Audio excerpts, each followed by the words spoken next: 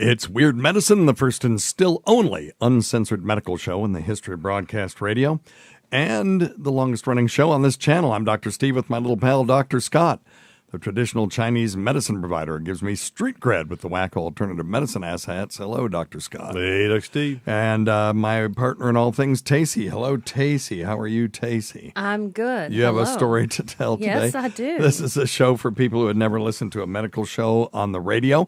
If you have a question you're embarrassed to take to your regular medical provider, if you can't find an answer anywhere else, give us a call at 347-766-4323. That's 347 Poohhead. Visit our website at drsteve.com for podcasts, medical news, and stuff you can buy I can't mention contractually. Most importantly, we are not your medical providers. Take everything you hear with a grain of salt. Don't act on anything you hear on this show without talking it over with your doctor, nurse practitioner, physician assistant, pharmacist, chiropractor, acupuncturist, yoga master, physical therapist, or whatever. All right, very good. Thank you. Thank you. And don't forget to check out Dr. Scott's website at simplyherbals.net. That's simplyherbals.net. I think somebody hijacked your URL last week. Oh, wow. Because I would go to simplyherbals.net, and it took me to something called Simply Herbal Naturals. Do you know those people? No. Are those the ones that tried to sue you? No. But I got on there after you did. I think it's and then it was fine. Yeah, it was fine. Yeah. But it was. I did it on several different computers, and they were doing a redirect to the wrong Simply Herbals. So if anybody had a problem with that, try it again. It seems to be fixed. Yes, please. All right. Yeah, very thanks, good. Dr. Steve. Okay. Tacy, you have some topics? Of course I do. Oh, I do. Oh, don't say of course I do. It's Tacy's time of topics. Yeah. A time for Tacy to discuss topics of the day. Not to be confused with Topic Time with Harrison Young, which is copyrighted by Harrison Young and Area 58 Public Access. And now, here's Tacy. Well, hello, everyone. First of all, Hello. fucking gun class today. Oh, yeah, we should probably talk about that. I now have an enhanced gun carry permit Yes, you do. and hate, H-A-T-E, guns. Hate them. Do you? To the point Or you're where just I scared of it? almost You just don't know how to do it. cried during the part where we were shooting. And I thought I failed the test, which, by the way, if you ever want to get a gun, Tennessee wants you to have one. They certainly Yes, do. they Because do. it could not be easier. The distractors. Listen. One of the distractors, it said, what was that thing? It said, what is this thing, this license that you're going for called? And one of the distractors was correct, which was Tennessee Advanced, carry permit or whatever. And then one of the distractors was concealed machine gun permit. And, they said that some people have failed the test, but I don't know how in the world they could possibly do that unless they just didn't speak English and they were just doing it at random. Yeah. Well, They do want you to have it, don't they? Yes, they it do. was the very least fun I've had in a very long time. Okay, why did you do it? I did it for Father's Day for Steve. Thank you. We'd been talking about it for over 20 years. Had I done it a long time ago, I probably wouldn't have gotten so upset. But I was just, in a way, today, I guess. One thing you don't like is to not feel fully, able to display your full aspect. In other words, you don't like it when you're put in a situation where you don't exactly know how to do something. Didn't know how to do not a fucking thing. So, but now you came out of there. The instructor was very patient with her. You have to shoot 50 rounds, 20 at 5, 20 at 10, no, 20 at 7. No, 3, 5, and 7 is what it is. It's yards. So 9 feet, 15 feet, and 21 feet.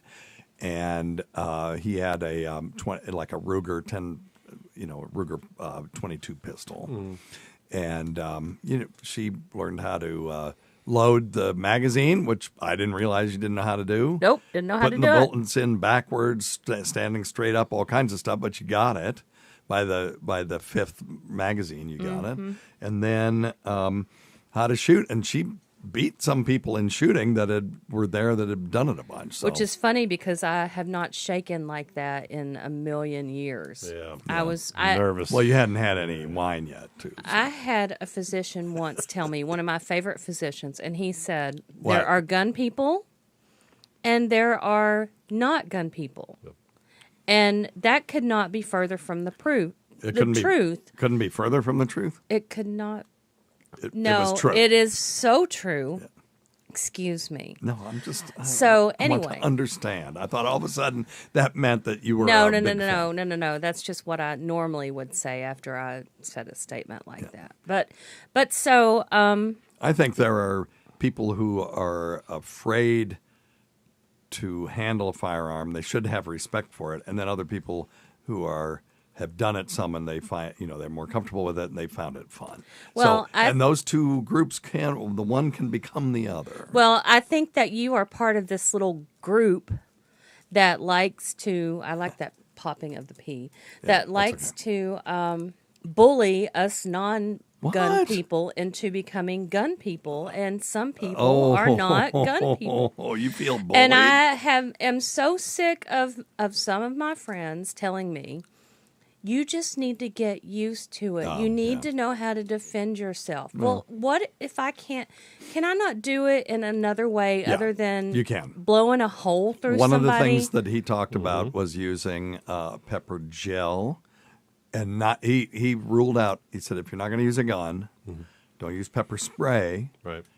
It disperses and stuff. And don't use wasp spray, because a lot of the people there were like, well, we use wasp spray. And he said, well, that's actually considered a poison. Wasp spray is deadly weapon. Neurotoxic. It's neurotoxic. It blocks the muscle junctions. It's a phospho whatever. I can't remember. It's a phosphorus containing blockade of acetylcholine receptors. Oh. And so it actually blocks the.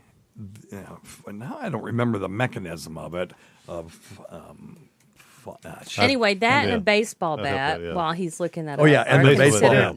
Deadly weapons, and you cannot use deadly force. And they spent half the class telling you when you could not use a gun. And I just thought, well, fuck, I'm not. I just got. So if you see me coming, I've got the permit. Yep. Probably not going to have the device, but I will have some gel pepper spray because, I do understand that is necessary now, and I did not before. Yeah, here we go. Organophosphates. I knew that. I'm just getting old, and it's been a long time since I've dealt with that. So I will get you. I just won't get you with a bullet. Yeah, so we learned something. Yeah. And you won't ever have to do it again. No. And... thank you for the best Father's Day ever, I guess. Hey, they've got a couple good suggestions. Some, I think DP and the man are saying definitely some jiu-jitsu classes. I'm thinking Krav Maga classes. Yeah, Krav Maga. I like that. She'd be whipping some ass. Because they said that, they talked about the definition of deadly weapon, and hands can be deadly weapons in not just martial arts, but if you got a big giant guy with big ham hands. Oh gosh, yeah. Cracking. Yeah, my hands are not deadly weapons, but no, but you could do some Israeli fighting techniques. I would like to take that class. I think that would be fun. Okay, I found what I was looking for because it was driving me crazy. The organophosphates function by inhibiting the action of acetylcholine esterase in nerve cells. So that's an enzyme that actually, modifies acetylcholine. And it's one of the most common causes of poisoning worldwide. As a matter of fact, the drug that you use to reverse it is the only truly engineered drug in the world. Wow. In other words, they saw how far apart the acetylcholine esterase receptors were, and they designed a molecule that was exactly, down to the nanometer. Wow. Wide by using organic chemistry and fiddling around with it. And when you give that to people, it displaces this stuff and it allows the enzyme to work again. But we do have wasp spray in our house for protection. We do? We also have a baseball bat. Yes, We have wasp spray for protection from wasps. No. But what are you talking about? in our bedroom. That's to protect you from him, isn't it? When he Well, gets a little that wild too. and woolly. That yeah. Isn't okay? I think that's isn't that a big thing of pepper spray? No, I don't think so. Okay. Oh, I well, mean, I may be wrong. that's it. Who knows? But anyway, thank you for the You're welcome, because it was hell. the best. Yeah, those things it are like was. It was ever. just 8 fine. hours. It was so of- much fun sitting there doing this and then looking over at you, just shaking and just in abject, just anger and terror. No, I wasn't in anger. I was not in anger at all. Okay, ennui. Maybe it was ennui. What is ennui? Just up against a brick I was wall. very scared, and when you told me that I had already passed, I wanted to get the fuck out of there. Yeah, she passed. I was with her- like, then why do I need to do the rest? You only of had to this? score a 70, and she got a 90 on the first round, 'Cause so she she's really smart. didn't have to shoot anymore. But you're required to shoot 50 rounds. But anyway, But so it's done, and he was the best instructor. yeah, he was really good. And of course, people showed up 30 minutes late. Don't be those kind of people. That That is really fucking freaking ridiculous. Pissed me off. We're all just sitting there instead of starting. He's like, well, we should wait for these people. And they called, and we're a little bit late. Literally showed up 30 minutes late. Mm-hmm. We still got out on time. But Because the gun store was like, we're kicking you out on time. So and then Anyway. at the end, he's showing us how to load all these different guns, and I'm like, whoa, it's way too much information. Anyway, it is done, and happy Father's Day. Way to go. yeah, listen, So it was on to our delightful. topics. Thank you. All right. Topic number 1. Daily pill could cut lung cancer deaths in half. Oh, what's Popular this? Science. Okay, what is it? A subset of patients with early stage lung cancer who had undergone surgery, published in the New England Journal of Medicine, brand name Tagrisso by AstraZeneca. Yeah, I've heard of this. The pill is directed at specific receptor that helps cancer cells grow. 682 patients with non-small cell lung cancer, Right. which is one of the 2 lung cancers that make up to 85% of all lung cancers. Correct. Patients also had mutation in the epidermal growth factor receptor gene. Yeah. This can increase cancer's ability to grow, which can increase a patient's risk of cancer recurrence. Yeah, these drugs, this one is osimertinib, and it's one of those drugs that is become very common in cancer care. And these things, hang on a second. Just let me, hang on. I don't want to say something wrong.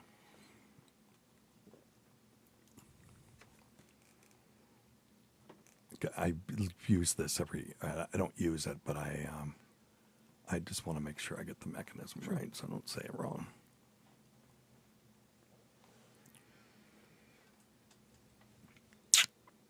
Yeah. Okay. Let me back up a little bit. What was the last thing I said? Because I don't Hang on. remember. Hang on. Because It's okay. okay.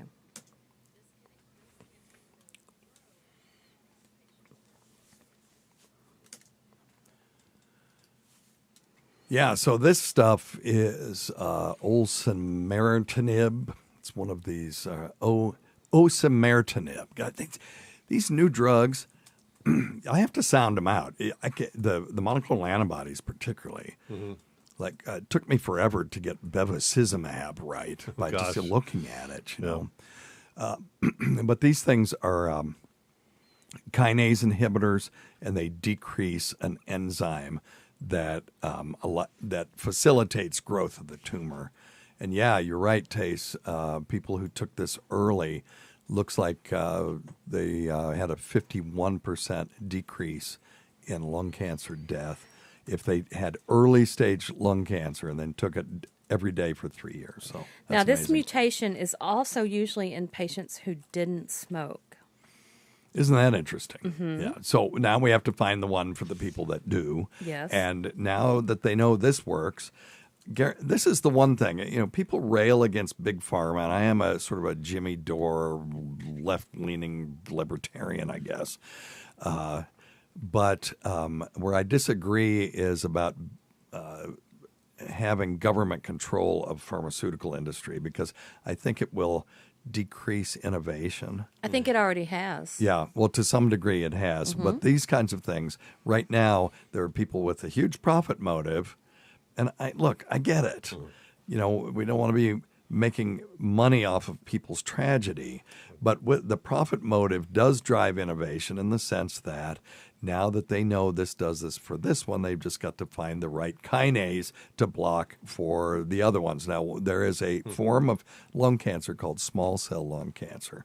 And it kind of behaves like lymphoma early on in the course, in the sense that when you treat them with chemotherapy, it tends to just go away. And then it's gone, and you go, wow, your scan's completely clear, and you think you're doing okay, and then about 12 to 18 months later, it comes back with a vengeance because the cells that were left behind are resistant to everything that you throw at it now. So we need this kind of thing for small cell lung cancer, and guaranteed, if you go to clinicaltrials.gov, they're looking at some tyrosine kinase inhibitor for small cell lung cancer. Yeah. And when we find that, and we can increase that life expectancy.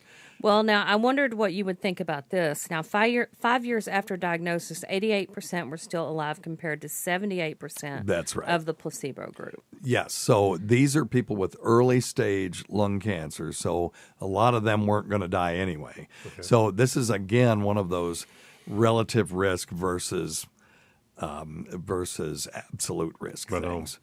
So it looks like, the difference was about 10% in the absolute numbers. Yeah. 78 to 68. But still, that's statistically significant. Well, this data is the first to show how targeted treatment for early stage lung cancer can impact patient survival. Yeah.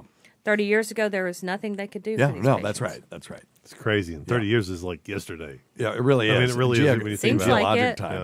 1990. Oh, I know. It's unbelievable. Come on now. What? I just graduated from high school. 90. 92, technically, or 93. Oh, shit. It's crazy, isn't it? It's bizarre. It's just bizarre. God. It's so fucking Wake old. up tomorrow, it's 30 years gone by. Oh, jeez. Yeah, I just found out that if I wait 2 more years, my Social Security payment cannot go any higher, so I have to start taking it. That's how old I am. Well, How did that happen? it's all a good, clean living, Dr. Steve. God. Good, clean Oh, my living. life just flew by me. Topic number 2. Okay, sorry. A cure for baldness. What? What? Would you like to speak some more on that? No. I was saying I forgot that we were still doing topic time. I got so wound up on that. How About old this I am. advancing age. Yes. No, the whole 1990s thing was yesterday is something everybody our age feels. Okay. Good. Oh, yeah. And Well, I'm glad I'm not the only one that's miserable with their life. All right. No. So go ahead. a cure for baldness. Really. Scientists regrow hair using stem cells. And this Oh. comes from earth.com. Follicles and stem cells harden over time, impeding their ability to sprout hair. They found a way to soften these hair follicles, stem cells, thus revitalizing their ability to produce hair. Yeah. This revolves. I've had wine because I had to shoot a gun today. This You shot it really well, though. around a tiny RNA molecule known as Mayr-205. By enhancing its production, they reduced its stem cell rigidity, diminished boosting hair growth in the process. They used mice as subjects. By overproducing Mayr-205, an encouraging surge in hair growth occurred.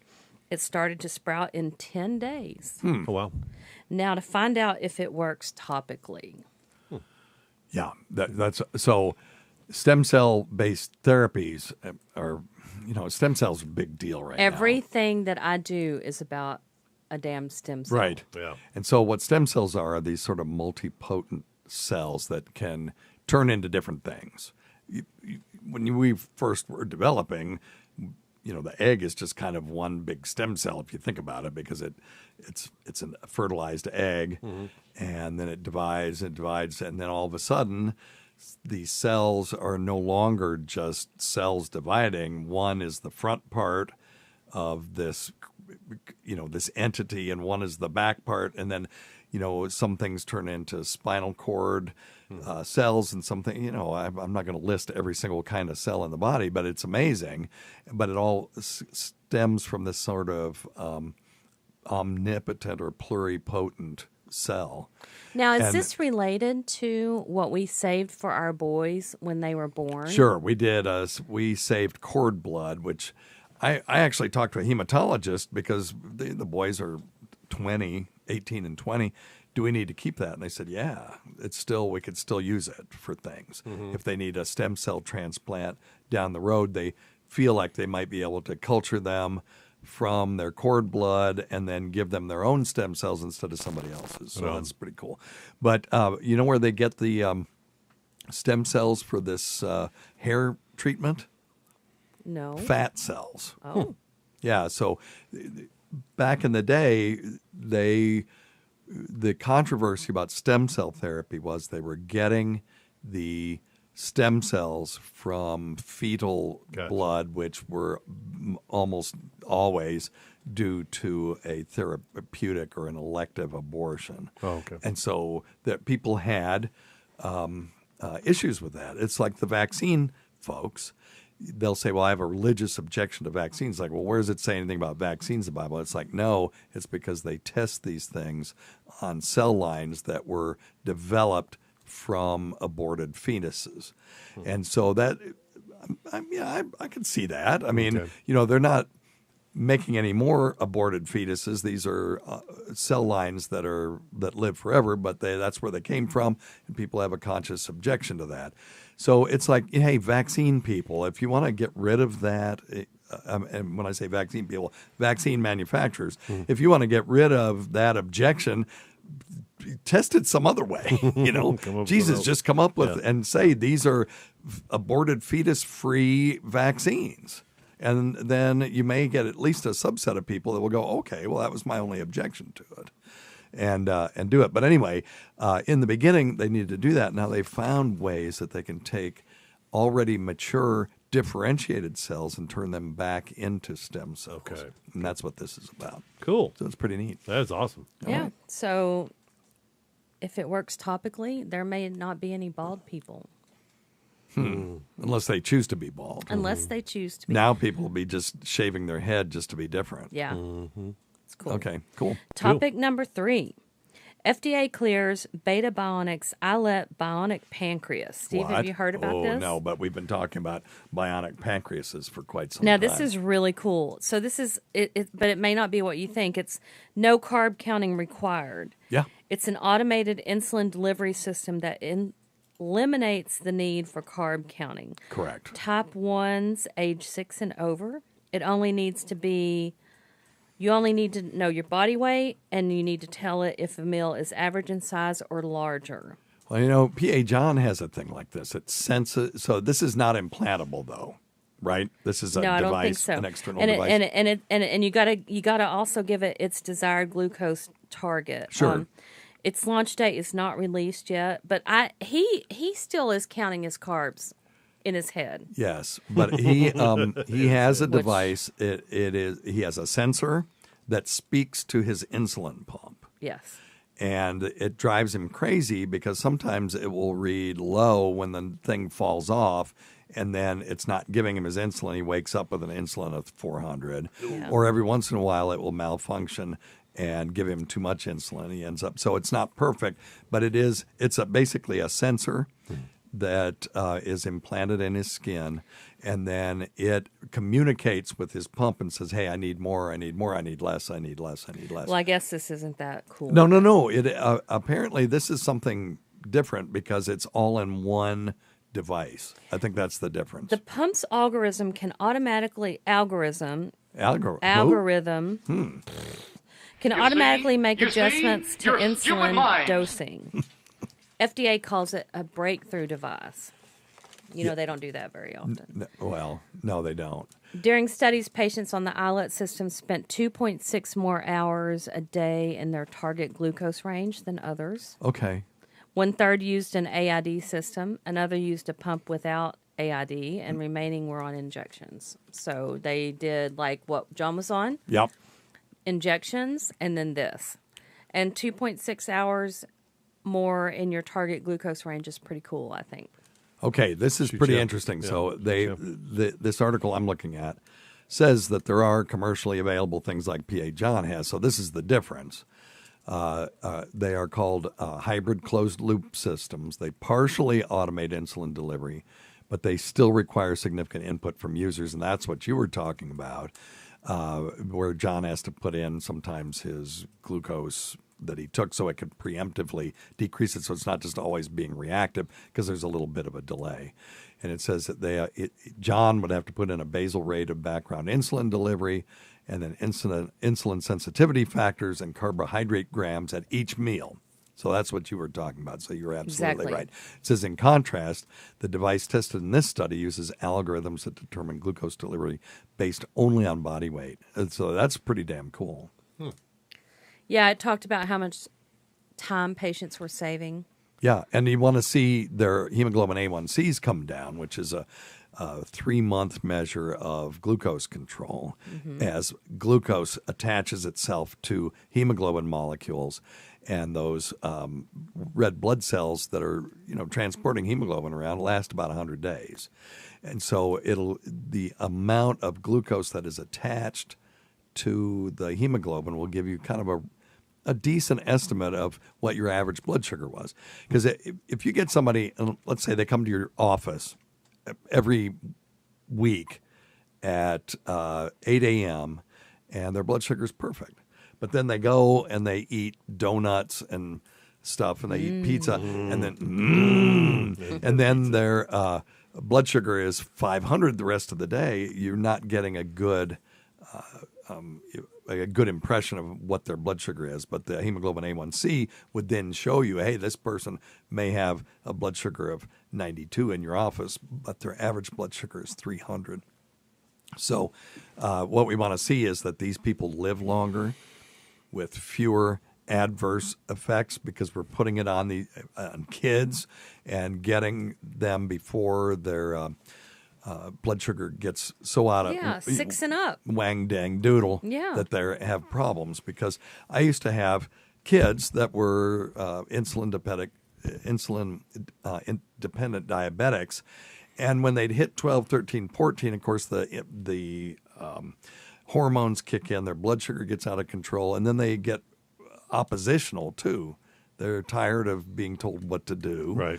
And I would just tell them, listen, there's an artificial pancreas is coming. And then we will eventually have a pancreas islet cell transplant that will actually work. Right. And so just hang in there. Don't, allow permanent damage to happen right now for that. And most of the kids would get that, Of course, I'd talk to them in their language. Man, it's like, man, hey, let's sit down and rap, man. One more topic. And I don't know what Scott feels about this, but can taurine.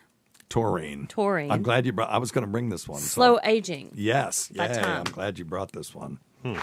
So taurine is an amino acid that is. Is this your topic, Tom? Or okay. I'm sorry. Go ahead. Thank you. It's familiar in energy drinks. Yes. This paper was published June 8th in Science Researchers, and it shows taurine can slow aging in worms, mice, and monkeys. Ooh, monkeys. Taurine levels decline with age and can be boosted with exercise. It's not the fountain of youth, but maybe the promise that could get certain systems function better and act younger again.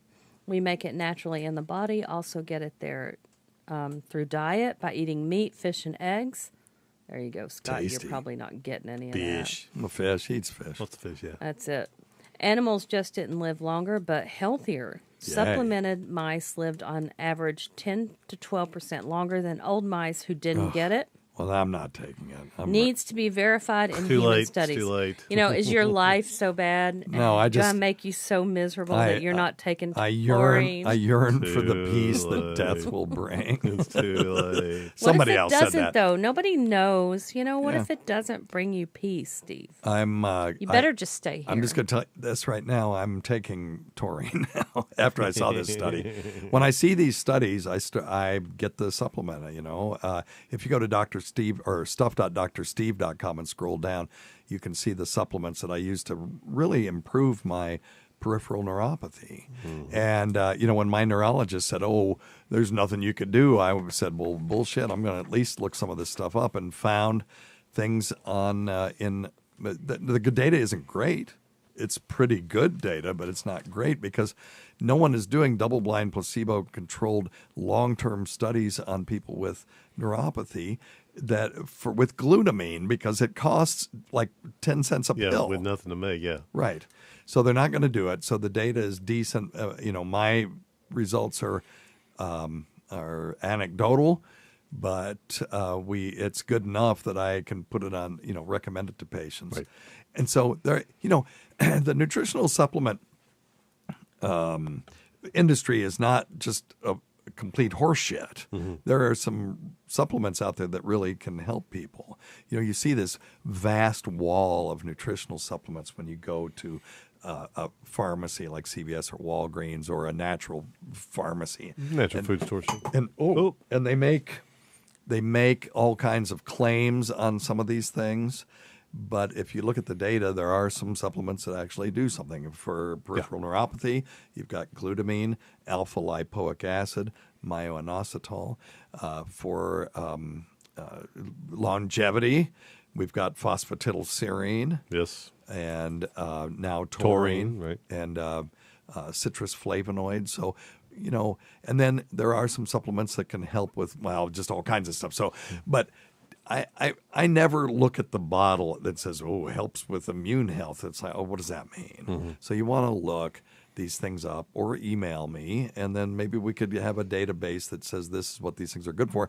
Actually, Medscape has a decent supplement database that has, if you put in the supplement, it'll tell you what people claim it's good for and what the data shows. Gotcha. What do you think about all these supplements people can buy from, like, these multimedia?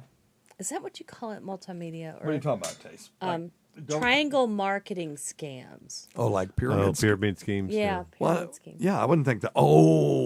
You're talking about, don't Like- name any names, No. but where you could get the vitamins and stuff like that. Well, the ones that, cure your sleep, cure your pain, Right. That's make you awake during the day. Yeah. I mean, they do absolutely everything, and all you need to spend is about $300 a month. Right. and you get And what then you get these want. little packs of things and stuff. Yeah. Again, they can't just show anecdotal data. Here's what a lot of them will do. Rather than show you double-blind placebo-controlled studies or just even observational studies from the medical literature, they'll have 1,000 people and they'll give it to them, and 900 of them will say this stuff's bullshit. But the placebo effect is, let's say it's 10%. So then they'll have 100 people say, wow, yeah, I feel much better. And they'll have them do testimonials, and you'll have page after page after page of testimonials. If all they have is testimonial data, that ain't going to fly. I would be very suspicious. Now, I guarantee you they're not all bad, because No, I of love course. Rodan and Fields. I think Well, that's a I- great product.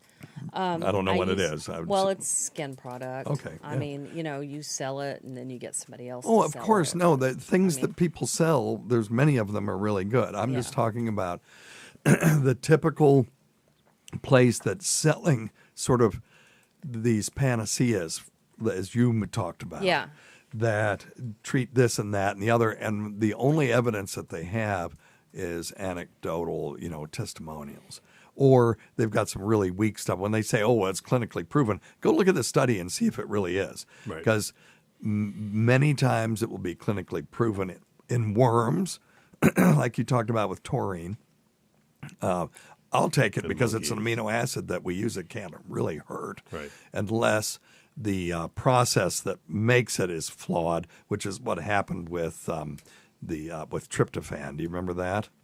I had a few of those patients back in the 80s where they were taking L-tryptophan for sleep, and it turned out that the manufacturing process was incorrect, and they were taking something other than L-tryptophan, and it caused a condition called eosinophilic myositis with scleroderma. So they had the really thick skin, and they had immune problems and just horrible muscle pain and stiffness, and it killed some people. I don't remember that. Yeah.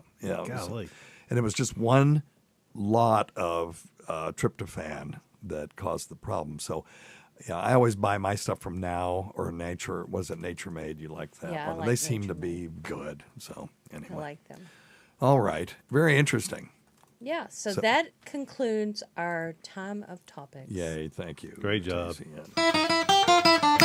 It's Tacey's time of topics. All right, After a very really good. Thank rough day, that's pretty... I can't. Did you do that today? No. Okay. Phew. No, All I right. did that this week. All right. This So is busy. a question. Oh, we should probably play the disclaimer though first, right? Number one thing, don't take advice from some asshole on the radio. Thank you, Ronnie B. We're going to take a question from a really cool listener. Hang on. Hey, Dr. Steve. Hey, Dr. Scott. It's Darren from Illinois. When I was around 17 years old, I felt something hit me in the side of the head. Upon further investigation, I realized nothing hit me in the side of the head. Something popped out of my head. It was a giant ball of earwax. Oh. Bigger than a marble, smaller than a nickel in diameter. And it had hair in it. Nice. And Yummy. the rest was just earwax. Yeah. You pop it in Have your you ever mouth. heard of anything like this? And what kind of pressure is there for that to be popped out of my head? Thanks. I'll hang up and take your answer off the air. All right, my friend. Yeah, Scott, you want to talk about this one? Not really. Okay. Well, earwax is called cerumen, and it's basically a form of oil that gets thick, and it's secreted by cells in the ear canal to just sort of line it and protect it. Right. But it can build up over time.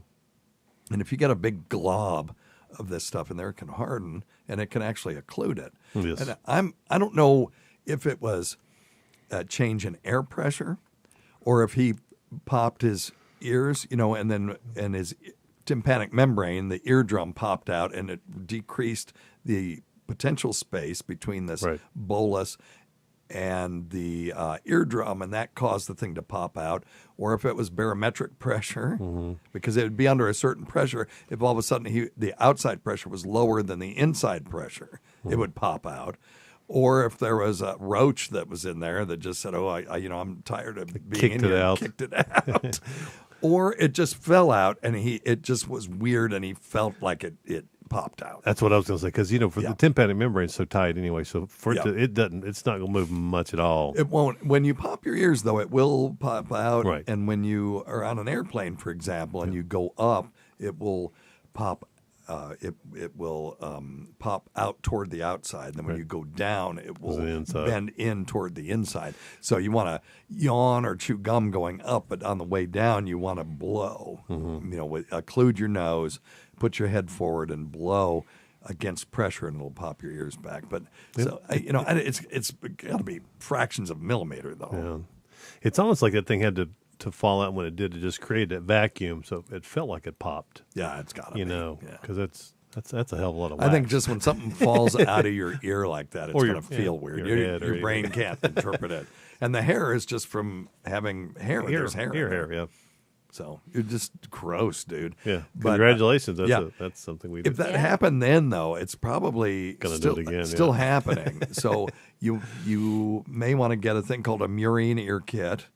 That's the old school way of doing it, where you put glycerin with hydrogen peroxide in it in your ears while you lay down with your bad ear up, and then watch an episode of Seinfeld It's about 20, 30 minutes. And then you take a bulb syringe and you immerse it in warm water, fill it up, and then put your ear over the sink and then lavage out your ear and try to you could do that once every 3 months just as a routine maintenance. I hate it when I go to the doctor and they look in my ear and go, okay, I got to get the curette out. And they got to gouge out disgusting earwax from my ear.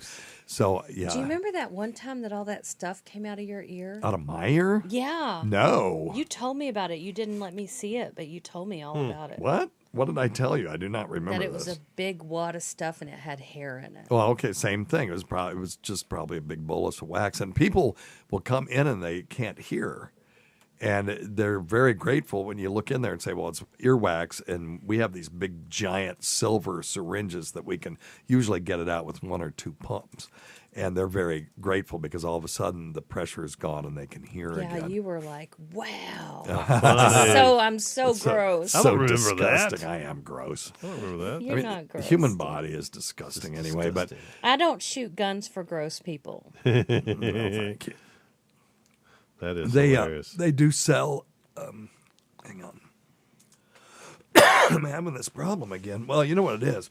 It's allergies, and I am bone dry because I I guess I didn't drink enough during this thing. Hang on a second. Okay, here we go.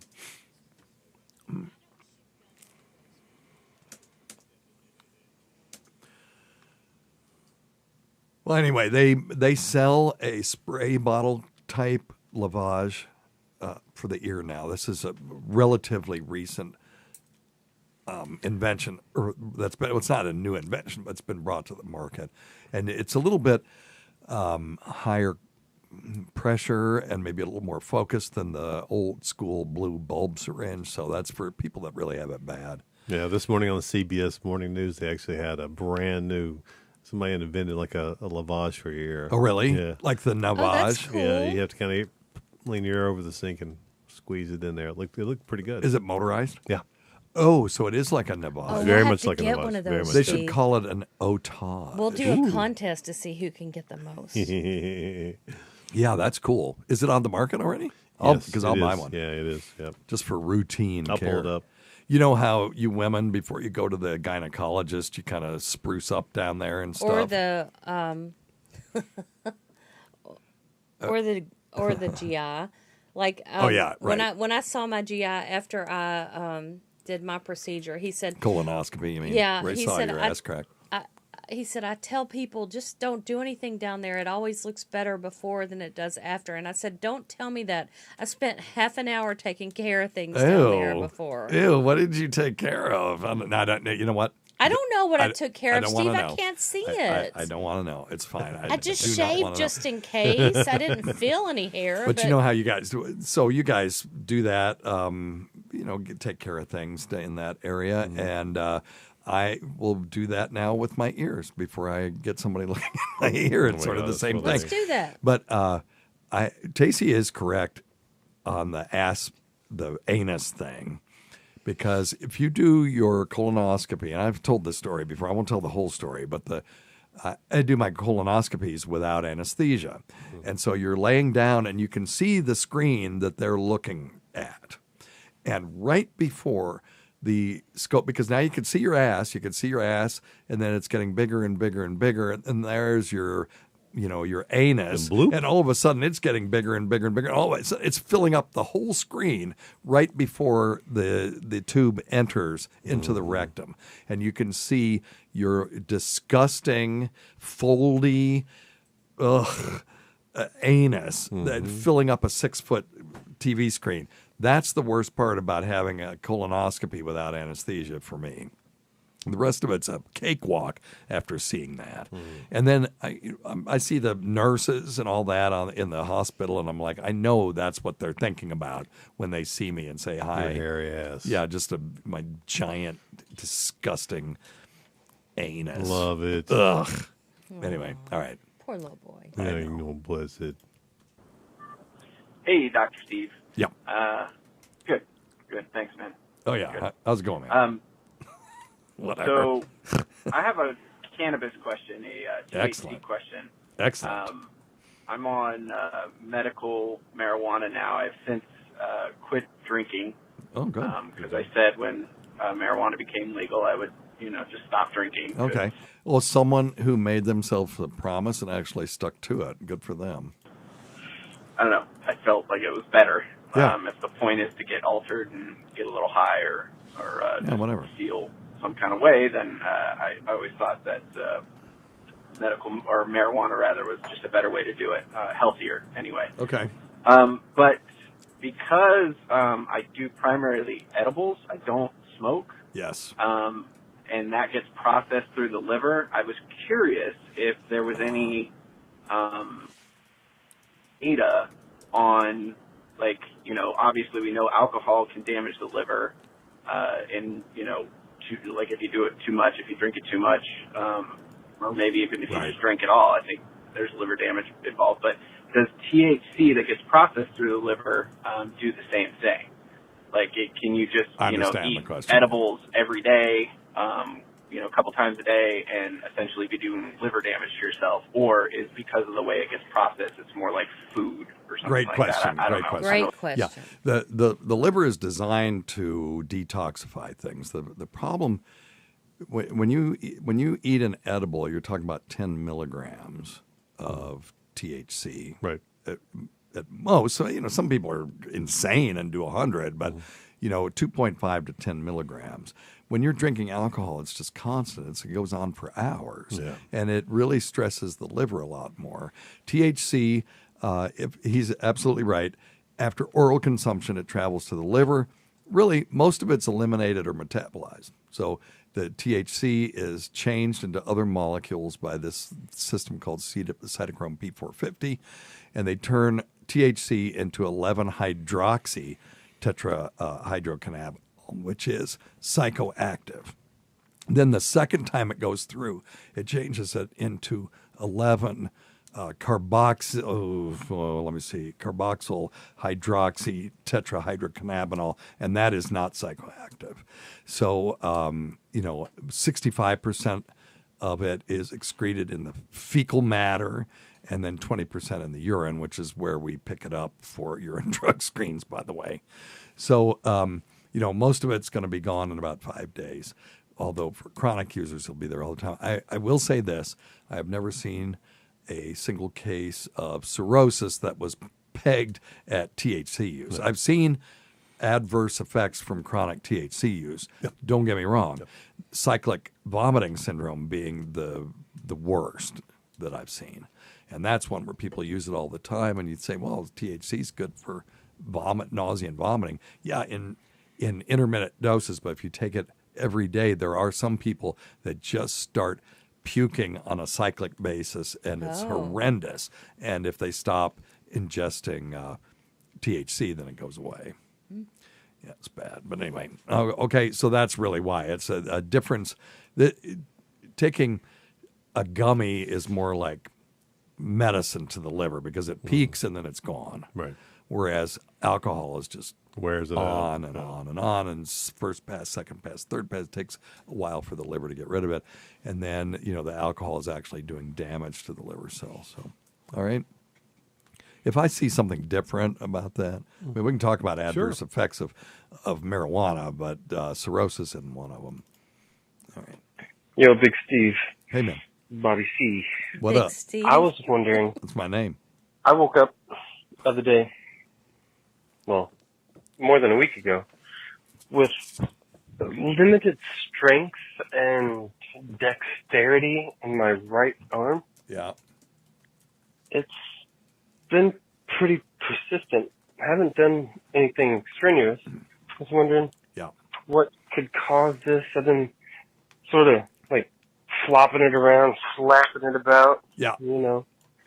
But still, just weird.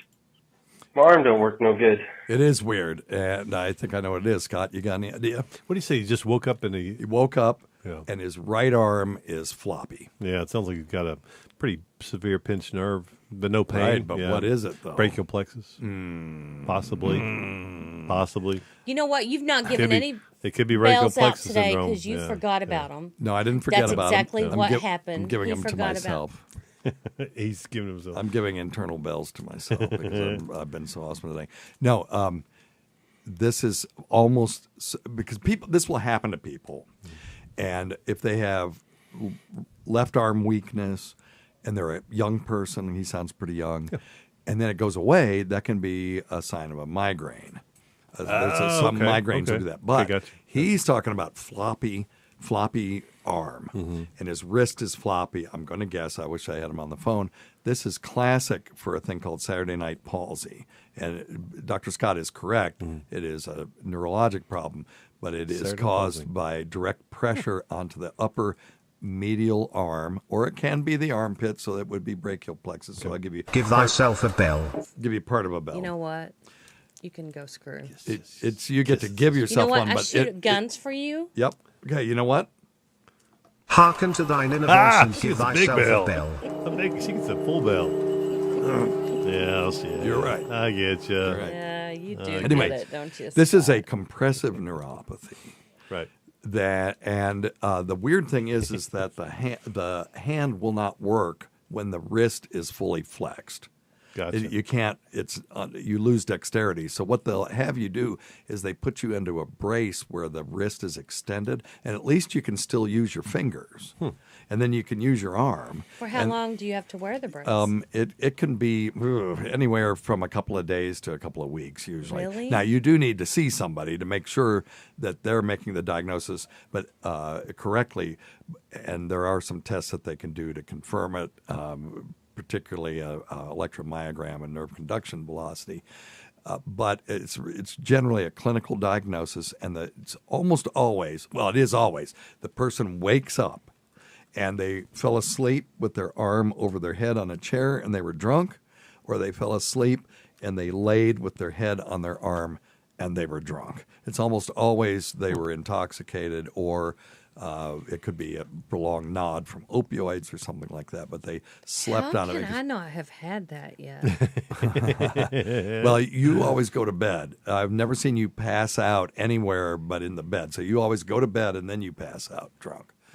I've never seen Not you on like the kitchen pass out, table or on the kitchen table or something. Except the time when we were in New Orleans and you passed out in Patoots listening to Jimmy Thibodeau. That was really bad. With your head on the table, and I'm like, but there were many more things bad that happened that night, and that was the. have we ever least told that of it. story on this show? No, but we don't need to. Oh my God! Let's just move along. It was Next the question. greatest. People like the questions best. Next Yes, question. of course they do. The problem is we were just about out of time. So All what I right. want this guy to do is go see somebody and Yes. make sure that that's what it is. And the problem is that phone call came in September. And this is what, June? Not September. So Way to go, Steve. If you have an emergency, don't call and leave a voicemail for us. I mean, you can, but then call 911 or call your primary care. Make sure you get it taken care of. I hope he's okay. Oh, I mean, I hope he still doesn't have. I texted floppy him. arm. I texted him. Okay. Yeah, God, dude, I've been waiting for you for the last 9 months. Until next time, check your stupid nuts for lumps, quit smoking, get off your asses, get some exercise. We'll see you in 1 week for the next edition of Weird Medicine. Thanks, everybody. Thank you. All right. Got one great question here. Okay, let's do it right now. You ready? Yep. Okay, let's see. Oh, and we need to answer Diesel's question. Okay. Okay. Diesel, who is it? Diesel Child. Diesel Child, yeah. I can remember it. Hey, Dr. Scott, before we go, Diesel Child had a question. Okay. And they said if you take Viagra, which is a vasodilator, and you take caffeine, which is a vasoconstrictor, do they cancel each other out? And the answer is it really doesn't work that way. Number one, sildenafil, the active ingredient in Viagra, is a phosphodiesterase 5 inhibitor.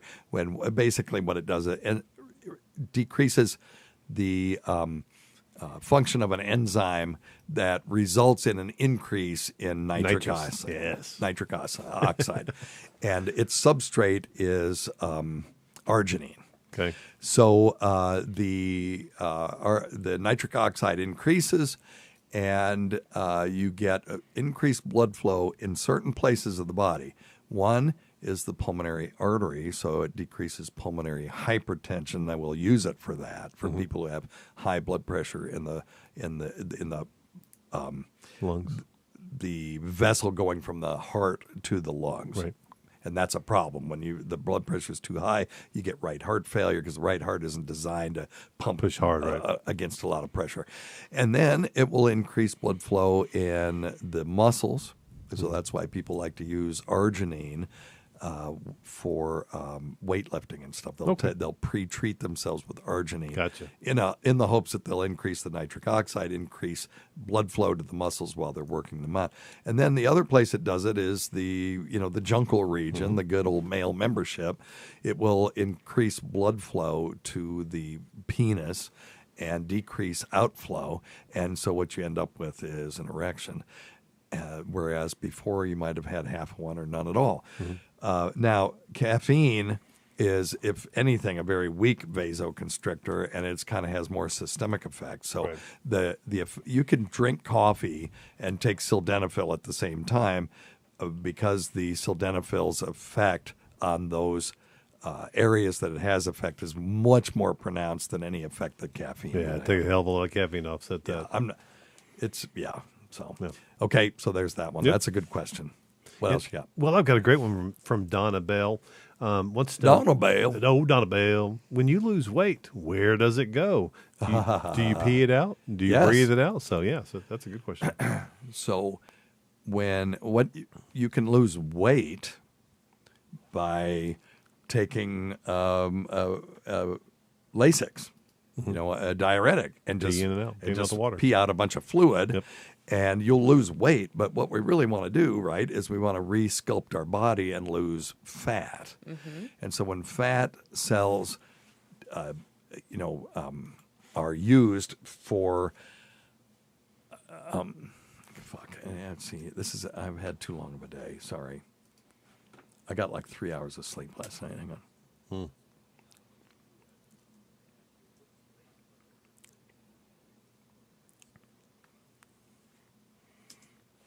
Start there.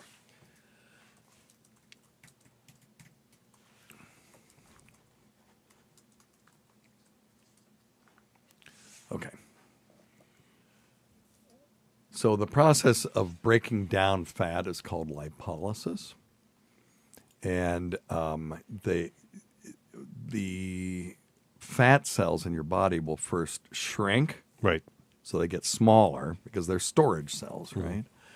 And then they will eventually, involute if they're not needed.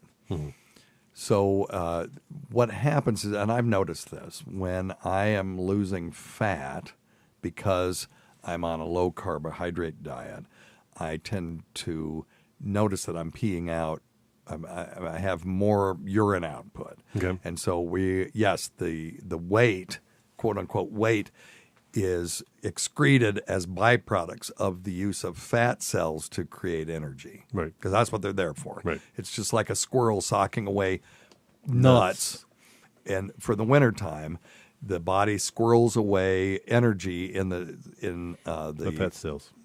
Right, in the storage, form of fat cells. Yes. Now, there's another place where it stores it as well, which is carbohydrate chains. And it's called glycogen. And then glycogen is stored in the liver and in the muscle tissue.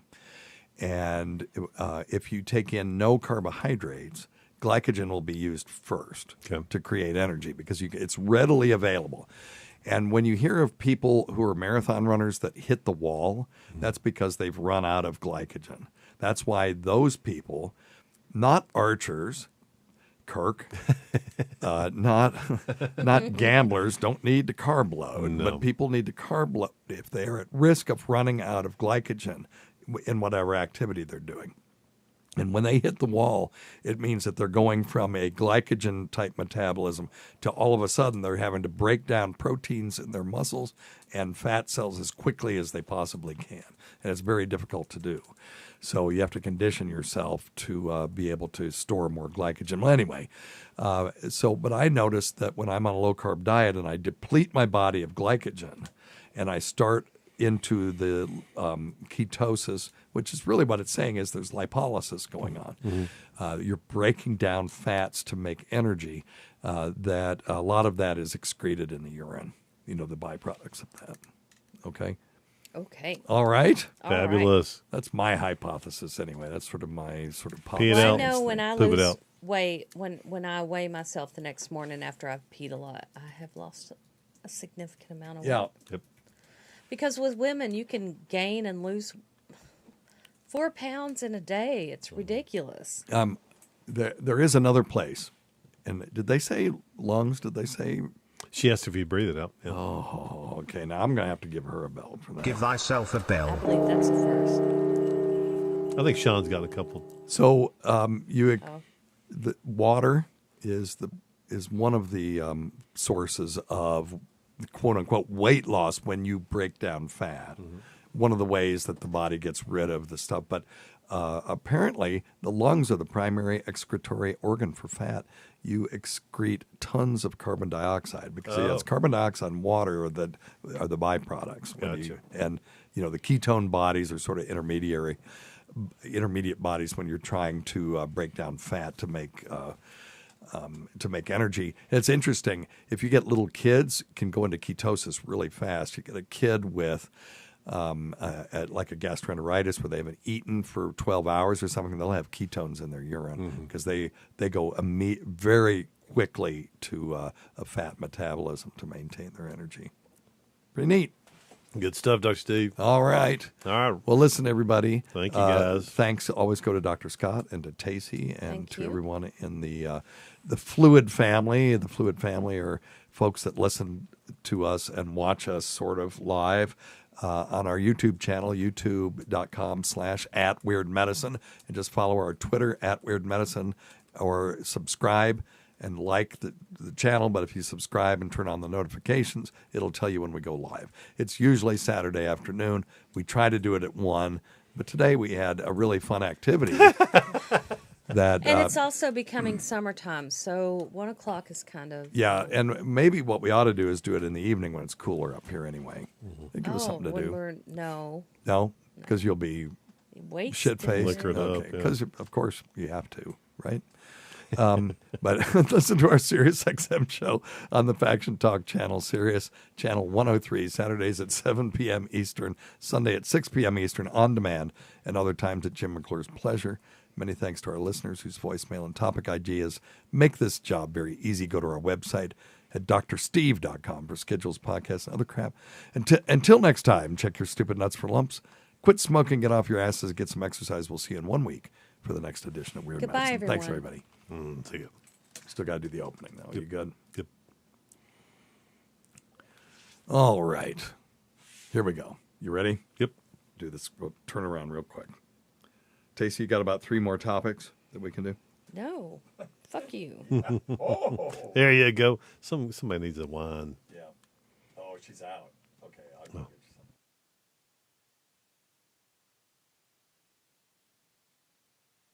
Why did the dust bunny fall in love with a Roomba? It was swept off its feet.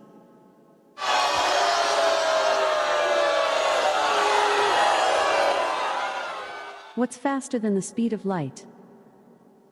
The speed of your dad saying, "Turn off the lights."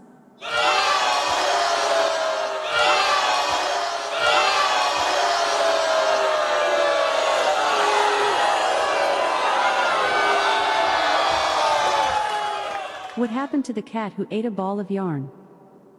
She had mittens.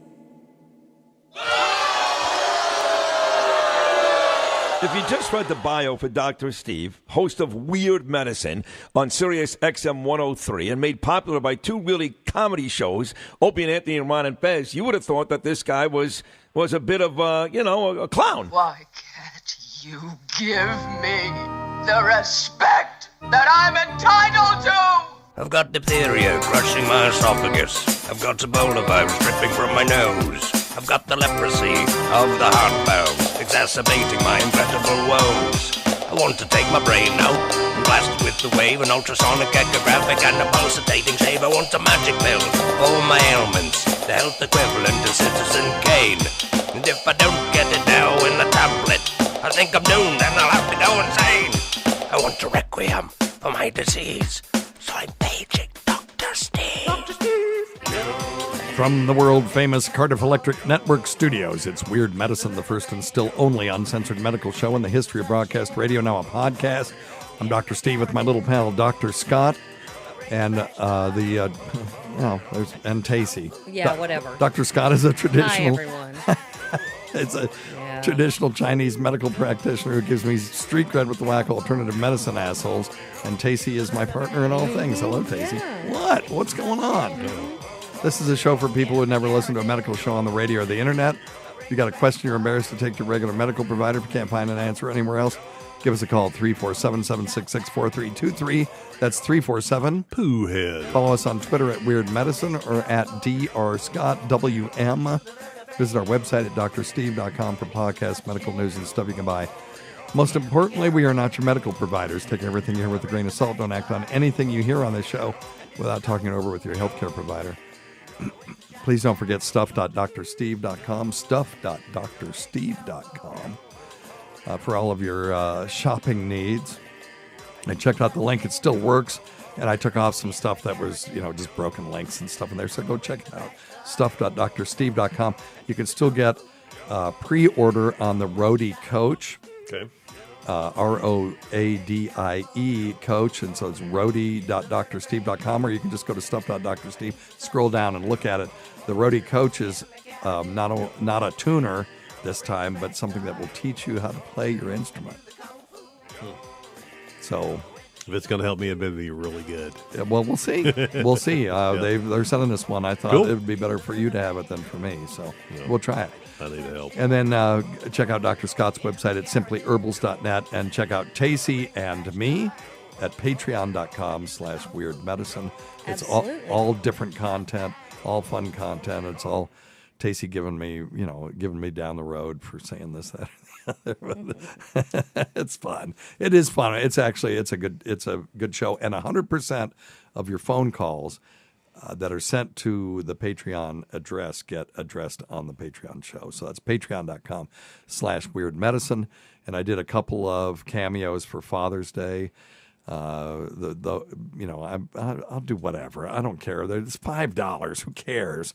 It's basically nothing.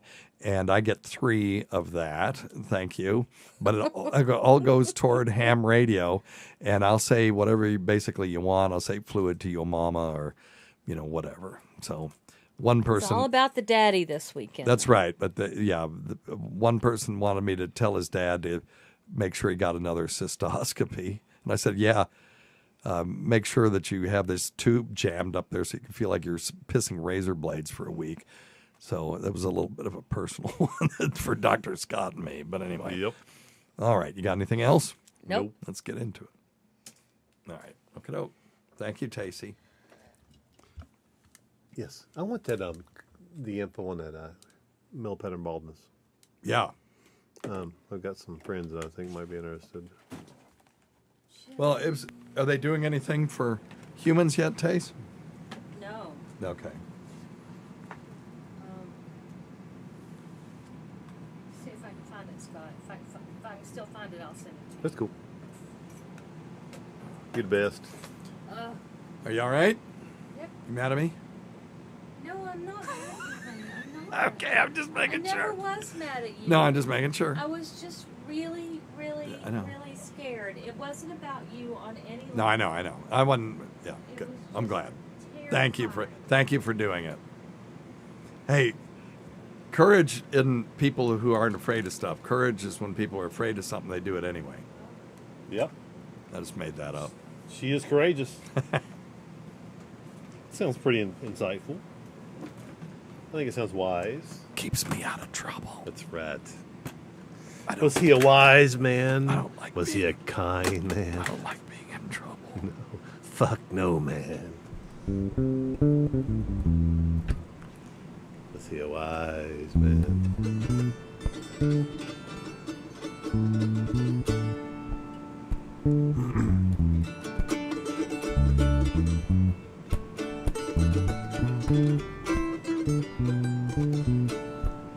How about a little to celebrate? Yeah, what were we gonna do?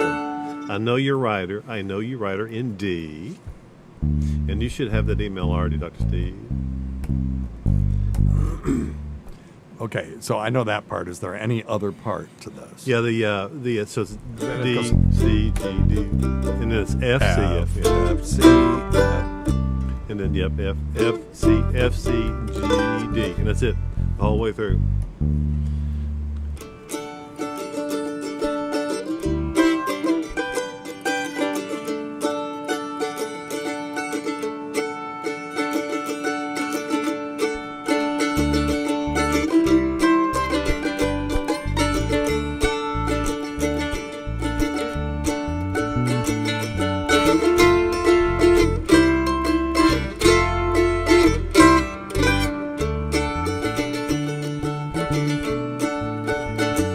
I know you're right, gonna miss me when I'm gone.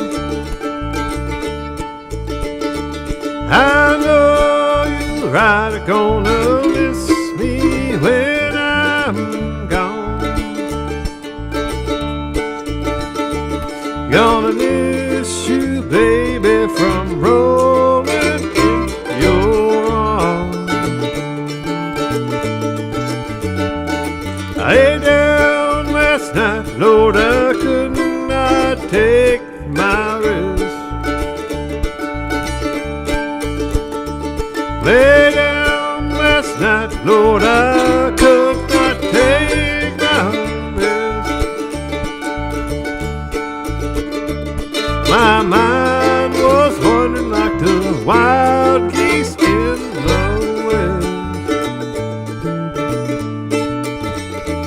The sun will shine on my back door someday. The sun will shine on my back door someday. The March winds will blow, blow all my troubles away. I know you're right, gonna miss me when I'm gone. I know you're right, gonna miss me when I'm gone. Gonna miss you, baby, from rolling in your arms.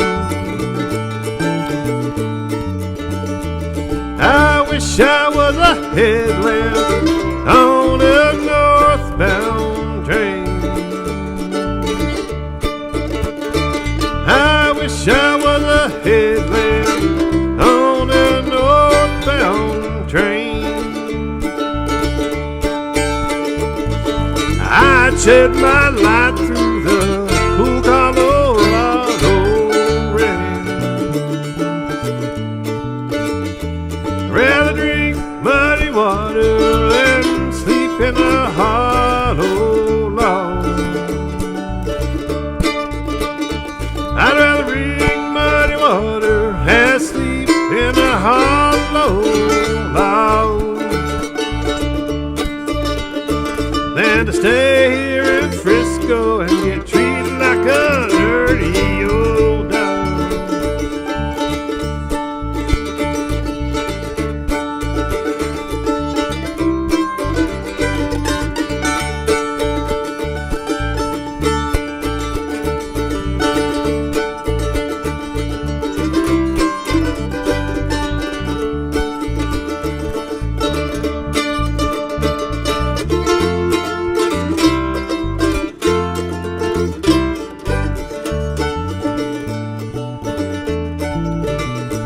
I know you're right, gonna miss me when I'm gone.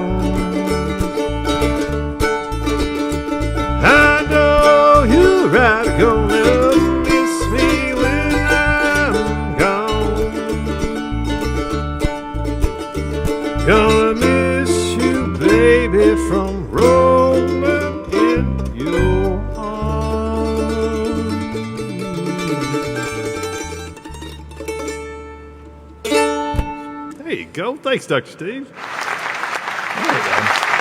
That was my. So we made the trip to Cincinnati to see Dead and Company. Yeah. And about 20,000, 30,000 of our best hippie friends were there. And wow. Had just a wonderful time. Really, like 30,000. It was outdoor. It was outdoor, and it was just. Beautiful. How close did you get up? Just beautiful. We bought the cheap tickets. This time we bought cheap tickets and stayed up in the lawn. Which was just perfect. It was a beautiful outdoor arena, but the lawn was AstroTurf. Yeah. So and it was just great because it rained the first 45 minutes.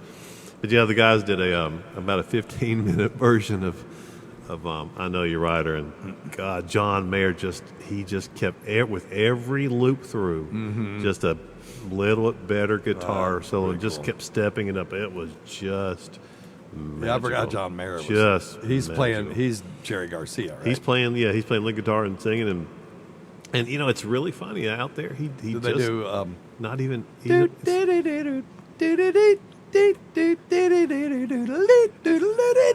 do that one? Oh, you're talking about hang on. Sunflower or something. Yeah, China Cat Sunflower. They did. Yeah, the China Cat Sunflower. They did, and then they make John Mayr play that because that's a really kind of dorky. Yeah, but Bobby Weir did that for the most part. Okay. But man, they played something they played that I have never seen them play live. Was Touch of Grey. Oh, really? And that's how they closed up the show, and yeah, it was great. So the rains came. Yeah, they were like they poo-pooed that song because it was a hit. Because it was It's like, we can't do hits, but the rest of that album I thought sucked. Yeah. But that was the one good song on the album for me. And they played it, and it wound up being just it's a great song, wonderful song, and it's a good one to end on. It was Jerry's last big sort of hit. Yep.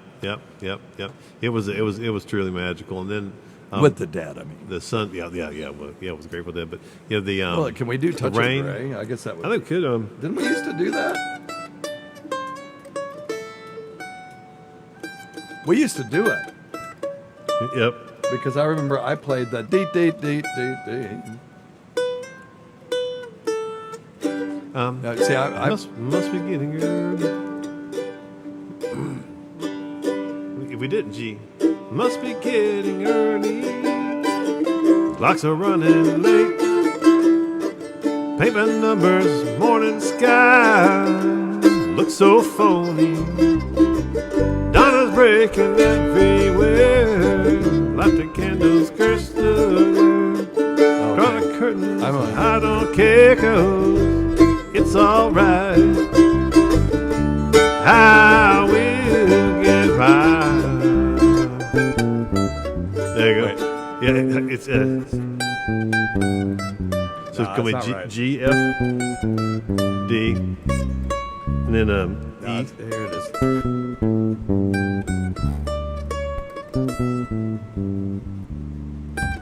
Let's try it. I don't think that's right, but it's.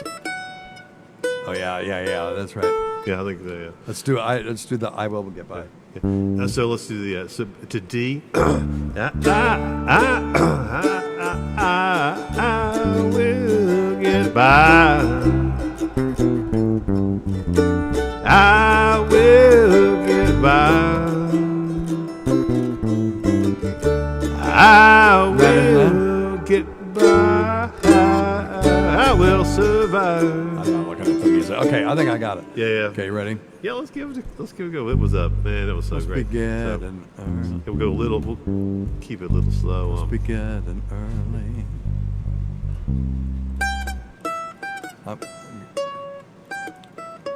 You just play the chords and let me. Yeah. Okay. So. I gotta get the way they have this written out is confusing. So, can you play through it?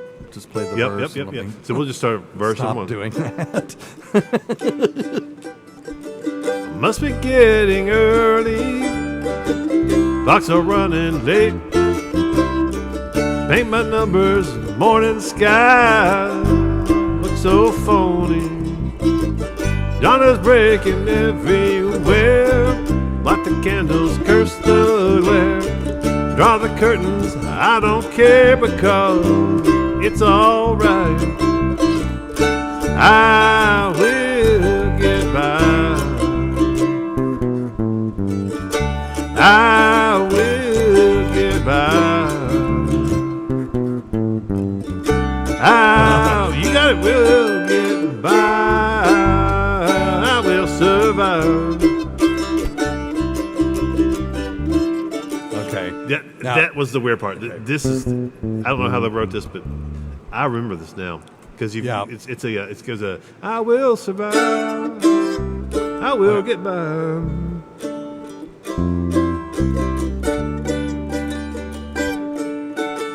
How does that go? Where? Which part? It's the turnaround because the very last part of the chorus. I will survive. I will get by. And then some. And then it resolves to the G. Okay, well let's play it from I Will Get By. Ready? 2, 3, 4. I will get by. I will get by. I will get by. I will survive.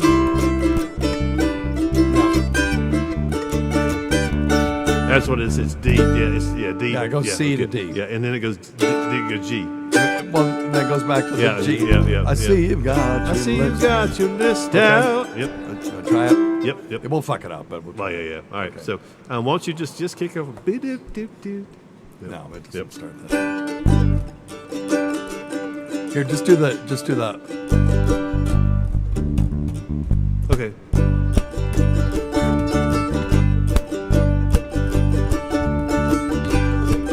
Must be getting early.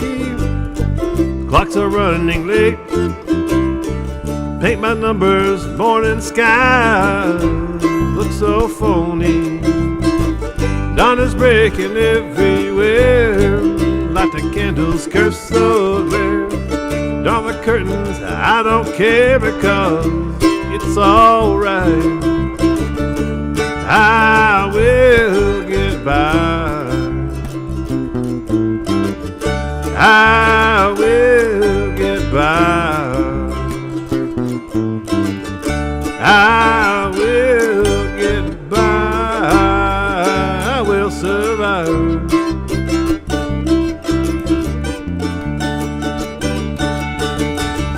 See, you got your list out.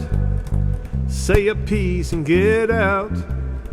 Yes, I got the list of it because it's alright. Sorry that you feel that way. Only thing there is to say, every silver lining's got a touch of gray. I will get by. I will get by. I will get by. I will survive. A minor. It's a lesson to me. The Abels and the Bakers and the C. The ABCs we mamas face. Try to give a little grace. Oh, you do that again? Okay. Yeah. No. Then it goes back to that. Yeah, we'll just kind of skip over the solo part. Yeah. No, we can do it. Okay. You just chomp on your chords. Okay, that's why you do your solo.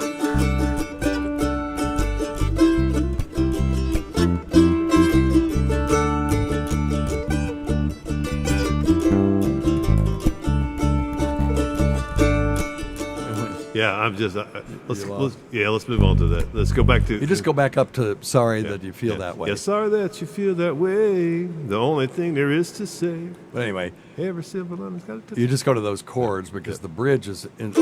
is the verse, isn't it? Yeah, I think so. Yeah, we'll skip through it for now. Okay. Even John Mayr kind of screwed that one up, though. But anyway, did he really? Just a time. But you know why I think it is? Because they so infrequently play it. I don't think anybody else would have. Not many people knows, but yeah. It's a lesson to me. The delta's in the east and no freeze. ABCs, we all make go. Try to give a little love. Okay, wow. Know your roses in arrears. The dog has not been fed in years.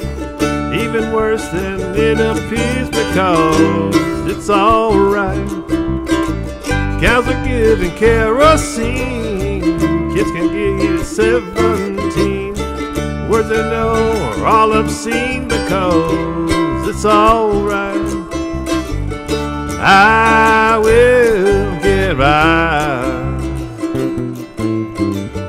I will get by. I will get by. I will survive.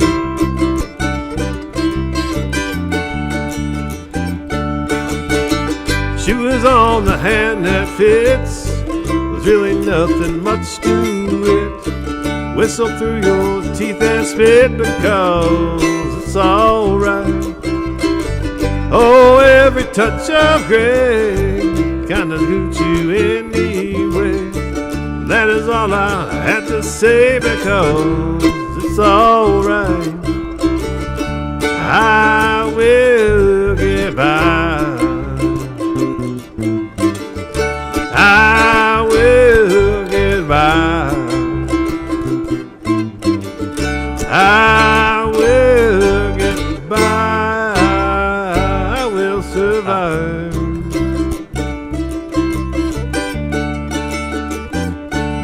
D. We will get by. Oh, really? Yeah, Okay, keep going. Yeah. B, D. We will get by. We will get by. We will survive.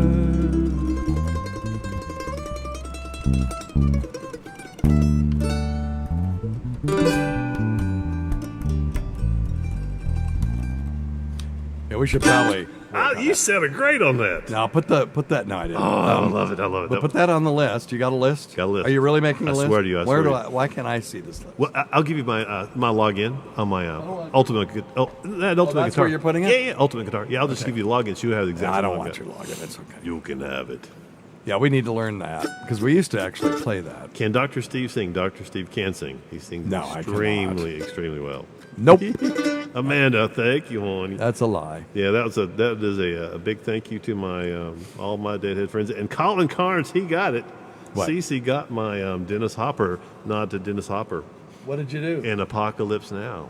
What? When I was making fun of you and I said, was he a kind man?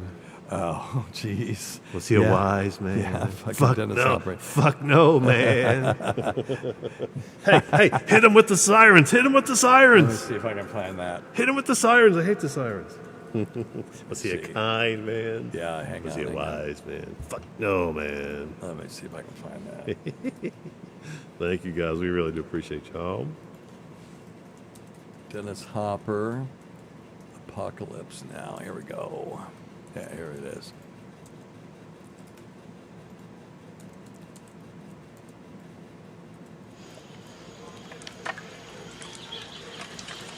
Why?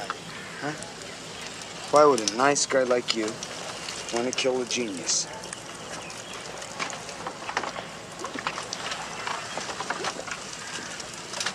It's going on pretty good, huh? Yeah, I don't think this is the one. This is the one at the end. Yeah, no, it's right when it's when he gets there. Yeah, right when they get to the jungle, and he's describing I got it. Yeah. Colonel Kurtz. Yeah. I should have been a pair of ragged claws scuttling across floors of silent seas. I mean... Stay with the boat. Hey, don't go without me, okay? I want to get a picture. He can be terrible, and he can be mean, and he can be right. He's fighting the war. He's a great man. I mean... There you go. I wish I had words, you know? Wish I had words. I can tell you something like the other day, he wanted to kill me. Something like that. Why do you want to kill you? Because I took his picture. He said if you take my picture again, I'll kill you. I'm going to kill you. And he meant it. See, just lay cool. Far out, man. Lay cool. Lay back. Dig it. He gets friendly again. He really does. But I saw Apocalypse Now in the theater when it came out. Oh, did you? It freaked us out. Oh, I love it. All right. Anyway. Amanda, you are correct. Great movie. You are correct, Amanda. Yes. Great what? group. Hopper and Brando. Yeah. It's a hell of a Oh, performance. yeah. Well, it's a caterpillar walking on a straight razor. Straight razor. God. He said he's going to kill me. And he meant it. Man, it blew my mind. I love it. All right, kids. Hey, thanks, everybody. Head home. See you in about a week. And Carissa, be careful coming home. Yes, be careful. All right, we'll see you. Good stuff. Okay. All right, boys and girls. That's good stuff. That was fun. That was fun. Yeah, you hit that. I'll hit that line too. We'll just play it in tandem.